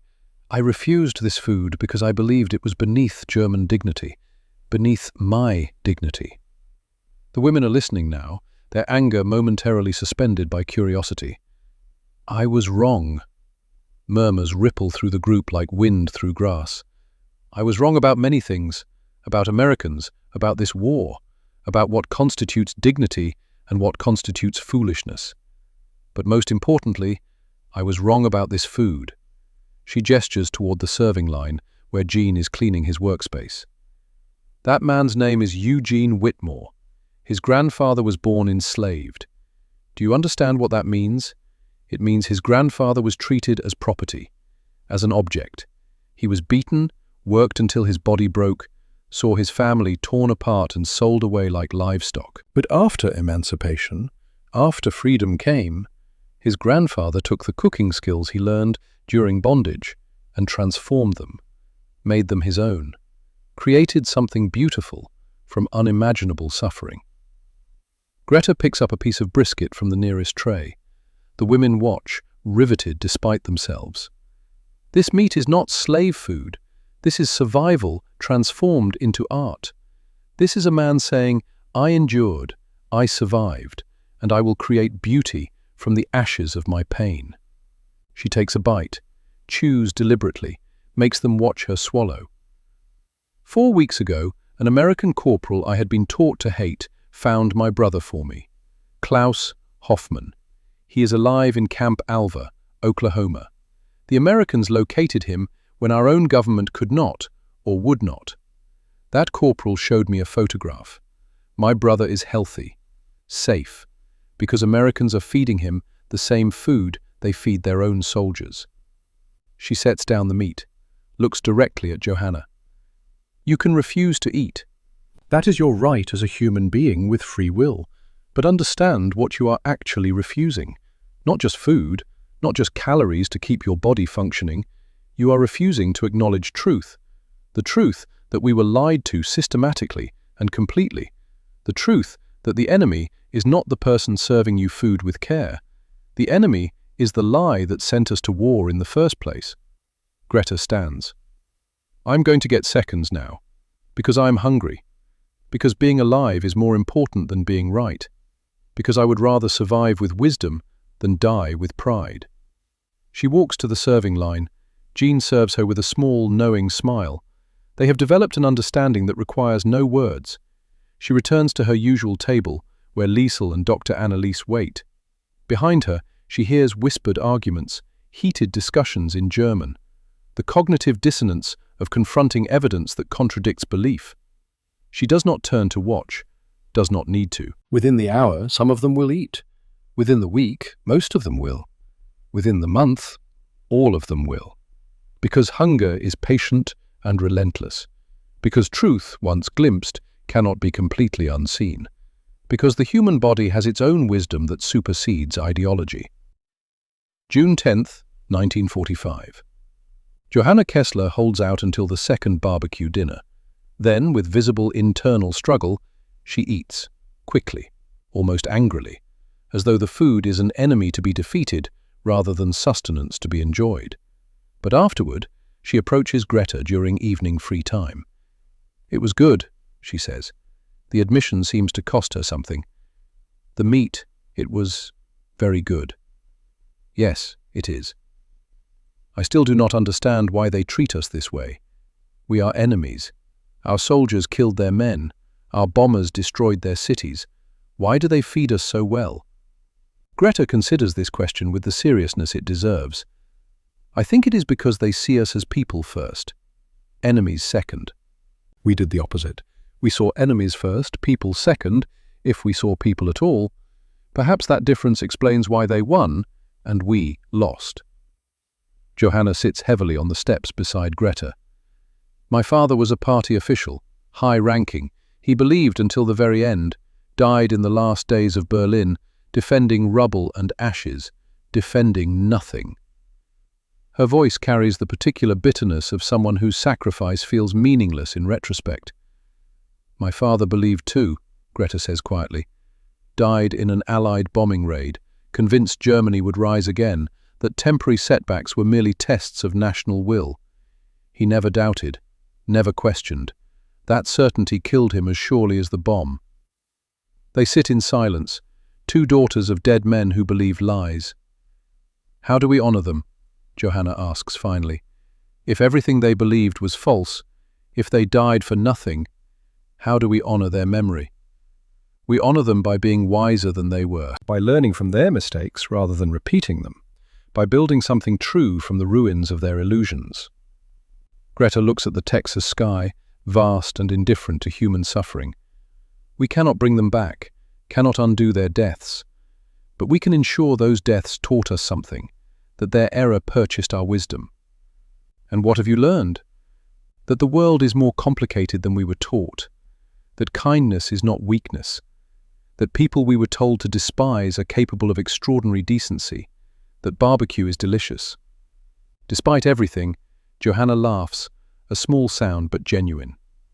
June 15th, 1945. Brunhilde Vogel still refuses the barbecue. 7 weeks at camp.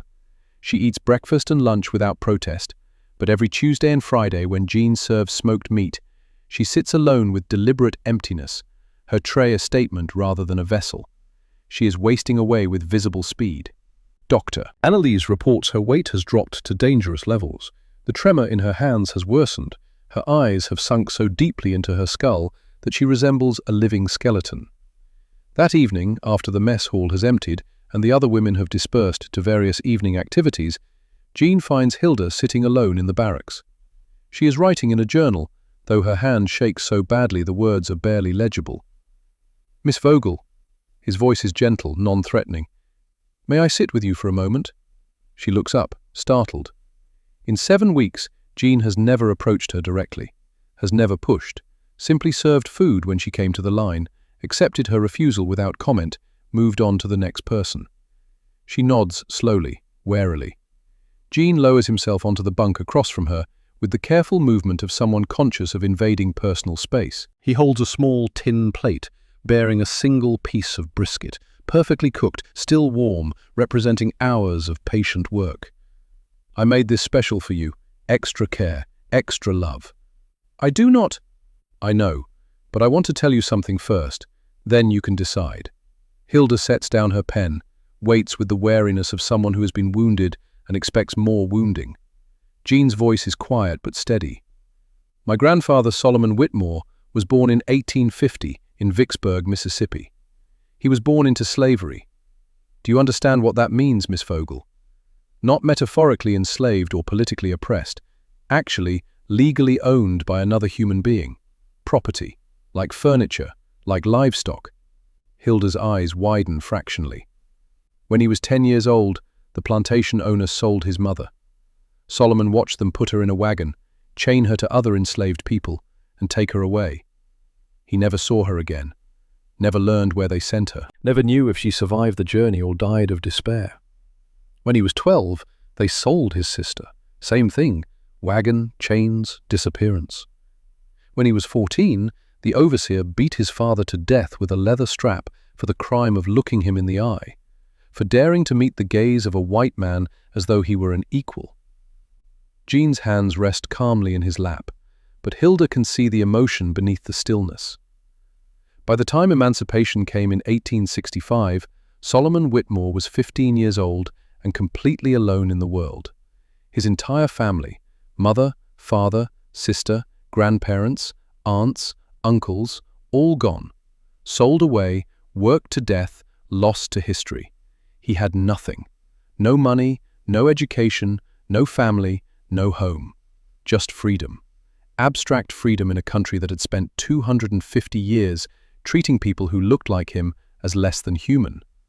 Jean pauses, lets the weight of that history settle between them. He could have spent every remaining day of his life consumed by hatred.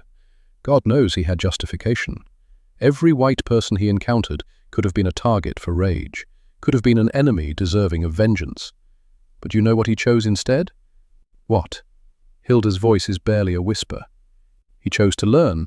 The plantation owner had taught him to cook, taught slaves basic cooking to make them more valuable property. After emancipation, Solomon took those skills and transformed them, learned more, practiced, experimented, turned forced labor into freely chosen craft. By the time he was 30, he was cooking for paying customers. By 40, he owned a small restaurant in New Orleans. By 50, he was teaching his children, my father among them, everything he knew. Jean picks up the brisket with both hands, holds it carefully, reverently. And he taught them something more important than cooking techniques. He taught them this. Hatred is a fire that burns the person carrying it, not the person it's aimed at. You can carry it your whole life, let it consume you from the inside, destroy everything good within you, or you can let it go. Choose to create instead of destroy. Choose to feed instead of starve. Choose to love instead of hate. He sets the plate on the bunk beside her with deliberate gentleness. Miss Vogel, I do not know what you lost in this war. I do not know what you suffered. But I know this. You are alive when millions are not. You survived when so many others did not. And now you have a choice. The same choice my grandfather faced when freedom came. You can hold on to hatred. Let it eat you from the inside until there is nothing left of who you once were. Or you can let it go. Not forget. Never forget. But let go of the poison so you can actually live whatever life remains to you. Jean stands slowly. That brisket represents my grandfather's choice, his decision to transform suffering into beauty, bondage into freedom, hate into love. I am not offering you charity. I am not offering pity. I am offering you what my grandfather offered to people who looked exactly like those who enslaved him. Simple food, made with care, given freely, human to human. He walks toward the door, then pauses. My granddaddy used to say, "Every meal is a choice, Eugene. You can eat to survive, fill your belly, keep your body moving, that's all. Or you can eat to remember you are alive. Taste the food, acknowledge the care that went into it, connect with the person who made it for you. One approach fills your stomach, the other fills your soul." He filled souls, Miss Vogel, every day until the day he died. That is what I am trying to do. That is what this meat means. He leaves her alone with the plate. Hilda stares at the brisket for an immeasurable time. 5 minutes, 10, 15. Her hand reaches out, stops, reaches again, stops. The internal war visible in every movement. Finally, she picks it up, brings it to her mouth with trembling hands, tastes it, and weeps. Not from the flavor, though the flavor is extraordinary. smoke and salt and tender perfection. She weeps because Eugene Whitmore, descendant of enslaved people, grandson of a man who lost everything to white supremacy, just offered her kindness without condition, offered her the love his grandfather learned to give despite every reason not to. And she realizes with devastating clarity, if Solomon Whitmore could choose love over hate after experiencing slavery, after losing everyone, after enduring the unendurable, what possible excuse does she have for clinging to bitterness? What justification for refusing grace? She eats the entire piece, slowly, each bite a small surrender, each swallow a step toward liberation. When she finishes, she finds Jean outside the mess hall, smoking beneath the vast Texas stars. "Mr. Whitmore," he turns, and his face shows no triumph, only quiet welcome. "Thank you," her voice breaks on the words, "for the food, for the story, for seeing me as human when I did not deserve it." Jean's smile is warm and genuine. "You always deserved it, Mom. You just had to see it yourself. Took you longer than most, but you got there. That's what matters." Where is there? Freedom, real freedom. Not just from this camp or from Germany or from the war. Freedom from the hate, from the lies, from the weight you've been carrying. He takes a long drag on his cigarette, exhales slowly. "That's what my granddaddy taught me. That freedom tastes like something, like choosing to let go of poison, like accepting kindness even when it comes from unexpected places, like eating food made with love even when you don't think you deserve love." Hilda nods, unable to speak further. Jean claps her gently on the shoulder. A brief contact, human connection across the gulf of history and pain, then walks away, leaving her standing beneath stars that shine, indifferent to human suffering and healing alike. For the first time in months, perhaps years, Hilda feels the possibility of something other than anger. Not happiness, not yet, but perhaps the precursor to peace.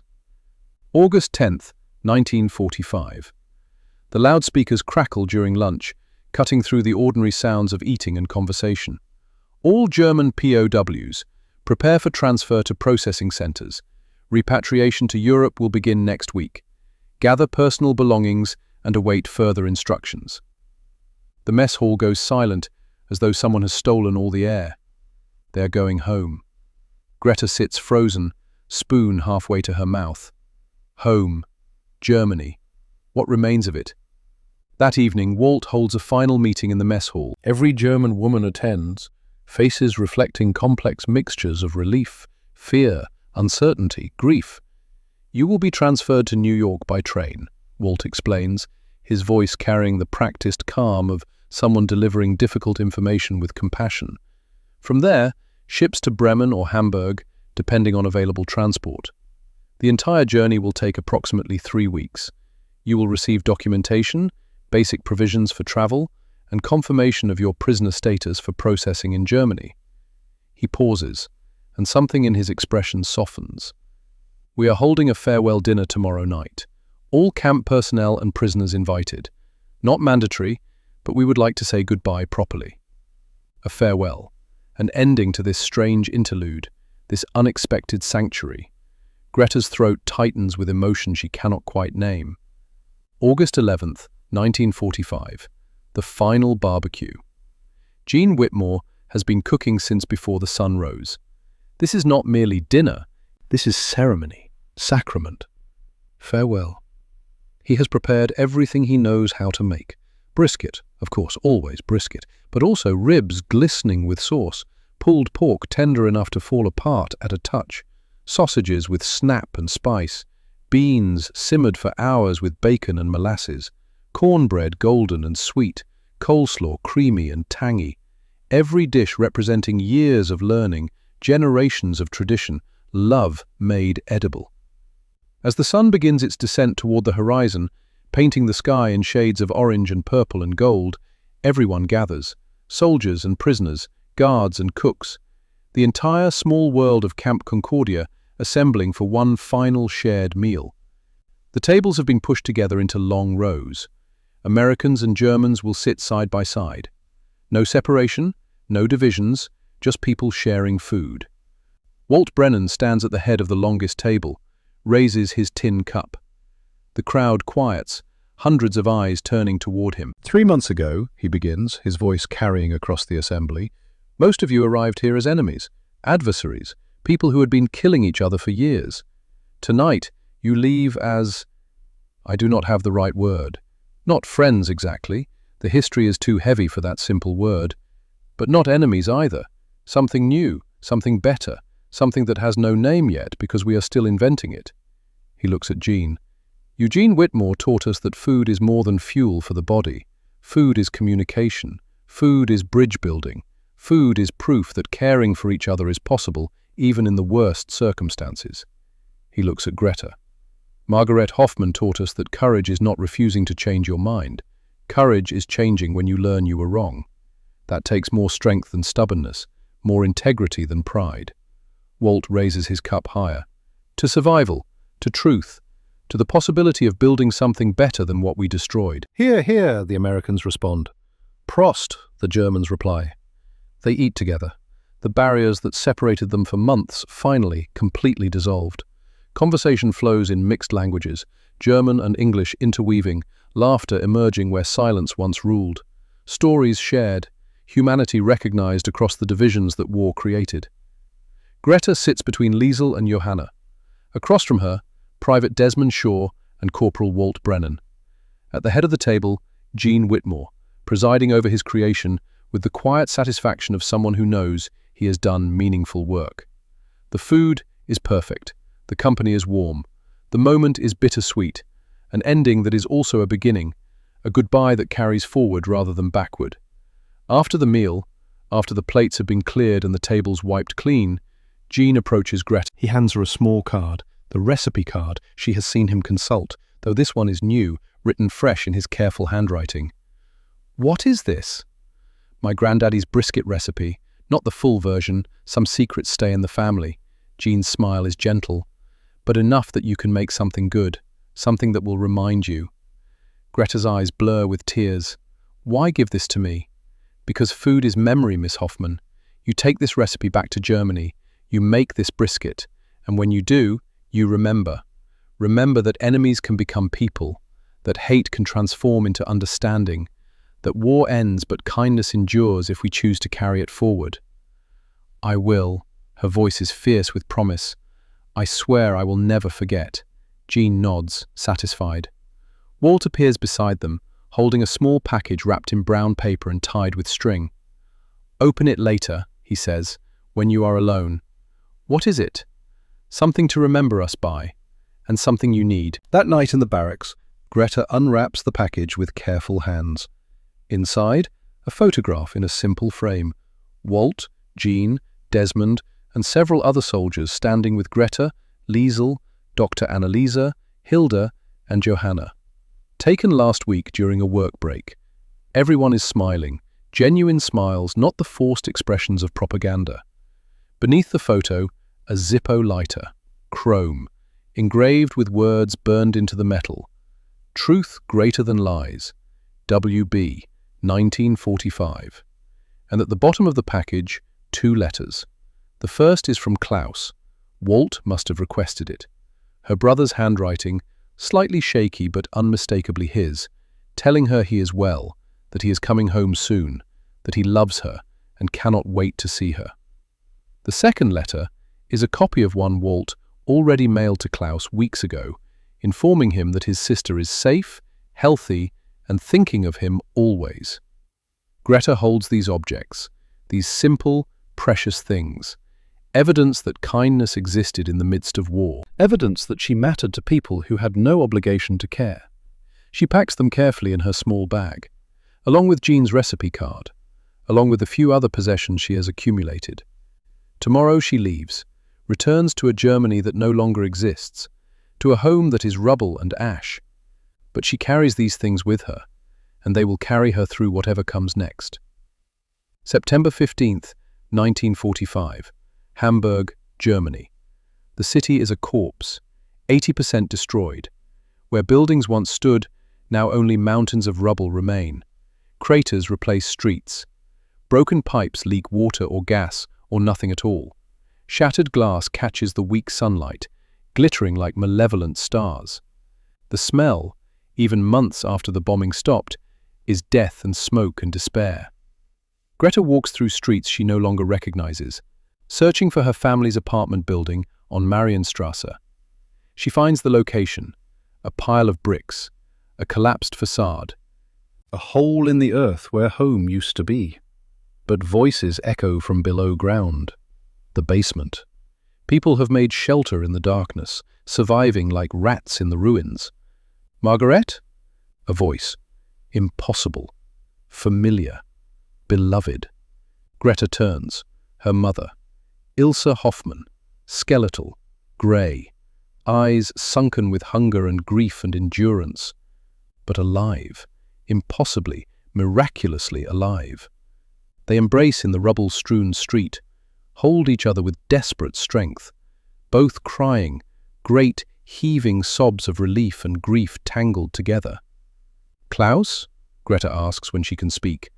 "I have heard nothing since—" "He is alive." Greta grips her mother's arms.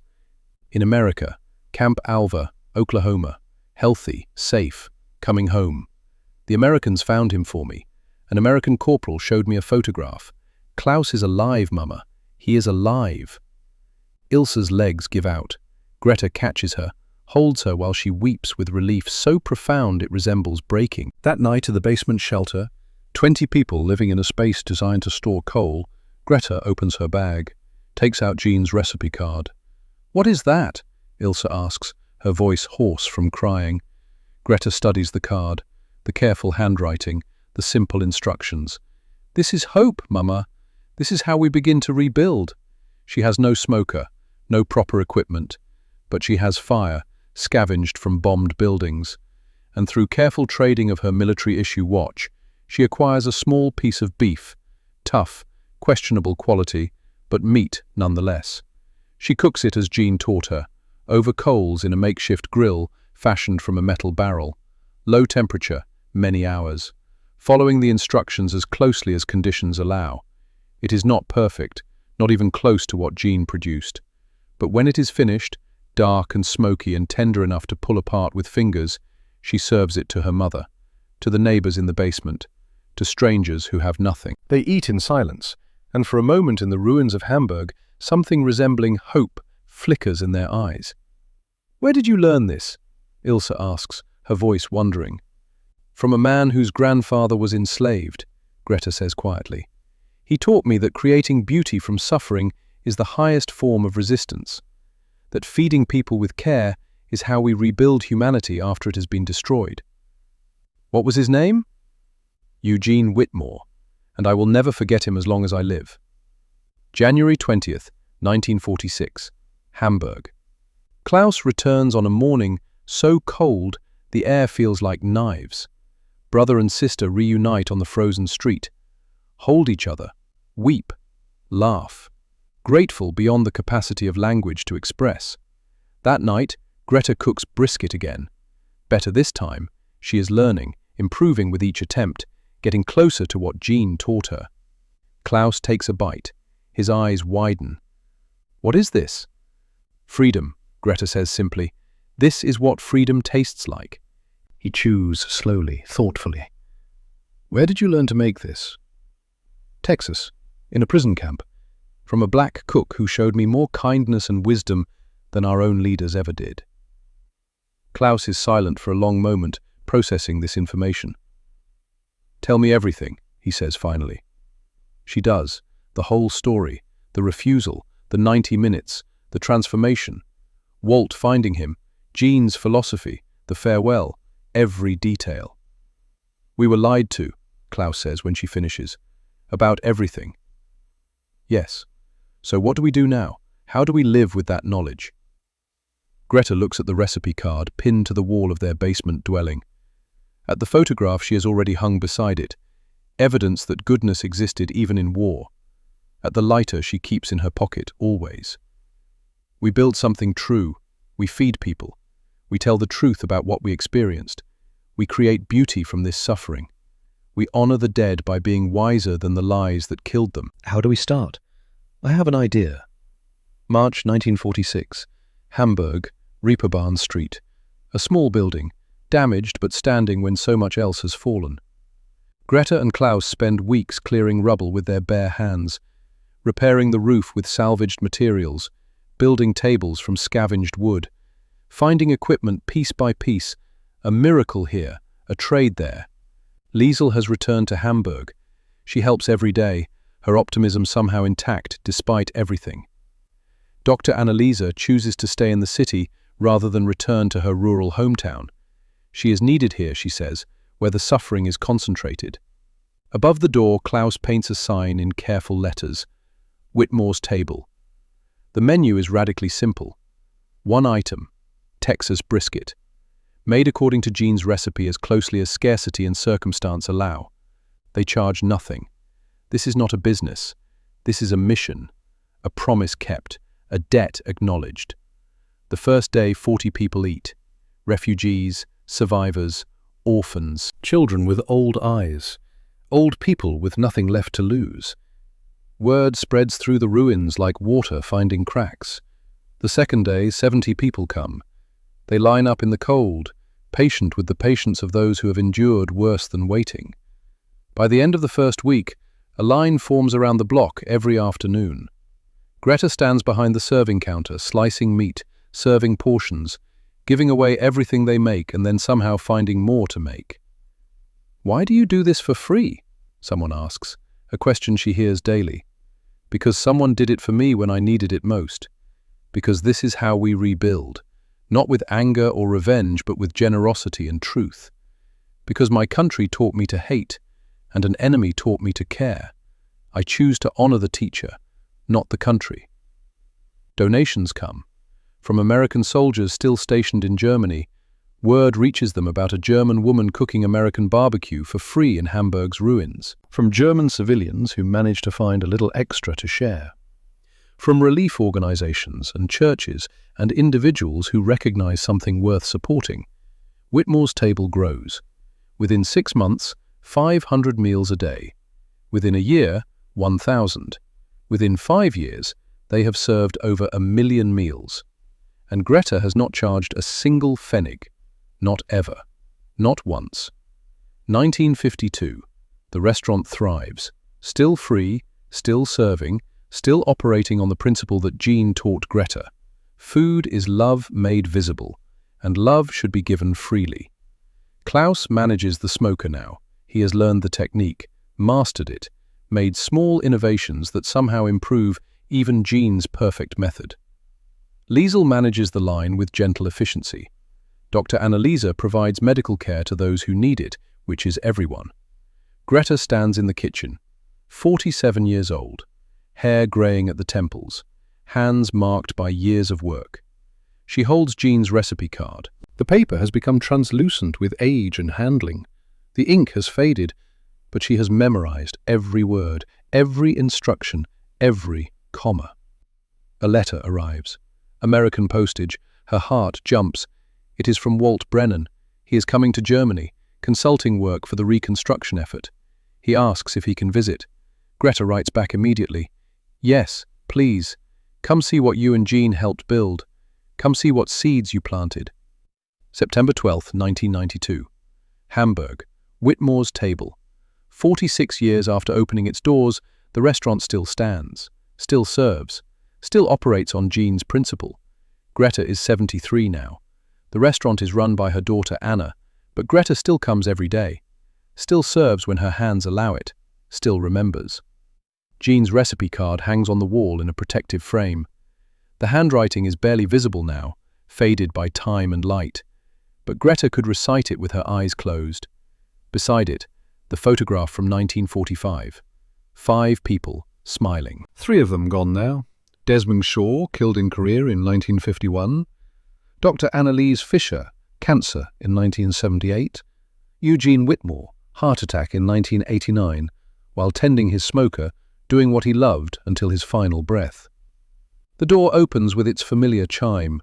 Walter Brennan enters, 75 years old, bent with age, but still carrying himself with quiet dignity. The same kind eyes, the same fundamental decency. "Walt!" "Hello, Greta." They embrace like the old friends they are. Two people who should have been enemies, but became something infinitely better. "Jean passed 3 years ago," Walt says quietly as they settle at their table. "His son wrote to you?" "Yes. He told me Jean died doing what he loved, smoking brisket. His last words were, 'Don't rush it. Let it take its time.'" Walt's eyes water. That sounds exactly like him. Greta serves Walt a plate of brisket, made exactly as Jean taught her 47 years ago, perfected through decades of daily practice, as close to the original as memory and skill can achieve. Walt picks it up with his hands, no fork, no knife, the way it was always meant to be eaten, and takes a bite. Closes his eyes, tears leak from beneath his lids. "Exactly like he made it," he whispers, his voice breaking. "I learned from the best." They sit in the window, eating slowly, remembering. "Was it worth it?"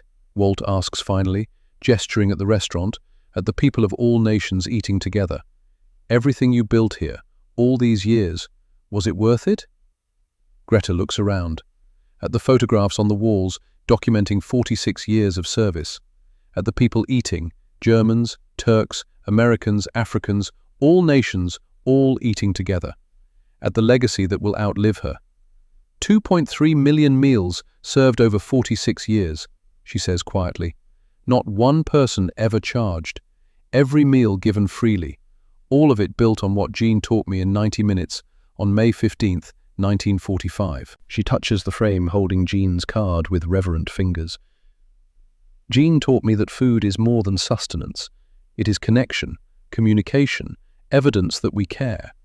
And in those 90 minutes, one piece of meat taught me the most important lesson I have ever learned. The enemy is never the person. The enemy is always the lie that separates us." Walt nods slowly, his weathered face reflecting decades of carrying the same truth. He would say that is exactly right. He would be so proud of you. "I miss him." "Me too." They finish their meal in comfortable silence, the silence of old people who have said everything that needs saying, who understand each other beyond the requirement of words. When Walt stands to leave, his movements slow and careful, Greta walks him to the door. "Will you come back?" she asks, though she already knows the answer. They are both too old for many more journeys. "I will try, but I am old now. Travel is hard. My body does not cooperate the way it used to." "Then I will write, like I have for 47 years. And I will write back, like I have for 47 years. They embrace one final time. He walks out into the Hamburg afternoon, into the city that rose from ashes, into the country that learned wisdom through catastrophic error. Greta watches him go, then returns to her kitchen, to her work, to her purpose. Above the door, the sign still reads, "Whitmore's Table." On the wall, Jean's recipe endures behind protective glass. In the smoker behind the building, brisket cooks low and slow, filling the air with the smell of smoke and patience and love. Greta picks up her knife, begins slicing for the evening service. Her hands are old now, wrinkled, spotted with age, marked by arthritis, but they are steady, because she knows exactly what she is doing, has known for 47 years. She is feeding people, building bridges, keeping promises, honoring Eugene Whitmore by doing what his grandfather Solomon taught him, choosing love over hate, creation over destruction, feeding rather than starving. The restaurant fills, strangers become diners, diners become family. The cycle that has repeated every day for nearly half a century continues. And somewhere beyond the veil that separates this world from whatever comes next, Eugene Whitmore smiles. Because his recipe endures. His grandfather's wisdom endures. The lesson endures. Truth outlasts lies. Love outlasts hate. And food, simple food, made with care, given freely, can change the world. One plate at a time, one person at a time, one bite at a time. Text appears on screen. Whitmore's Table operated in Hamburg from 1946 to 2001. Over 2.3 million free meals served. Marguerite Greta Hoffmann, 1919 to 1995. Ran it until her death, age 76. She never charged a single person. Eugene Whitmore, 1910 to 1989. Died at age 79 while smoking brisket. His last words: "Don't rush it. Let it take its time." Walter Brennan, 1917 to 1998, visited Greta 12 times between 1952 and 1994. Greta's daughter reopened Whitmore's table in 2010. Jean's original recipe card still hangs on the wall. The enemy is always the lie. Margaret Hoffmann, 1945.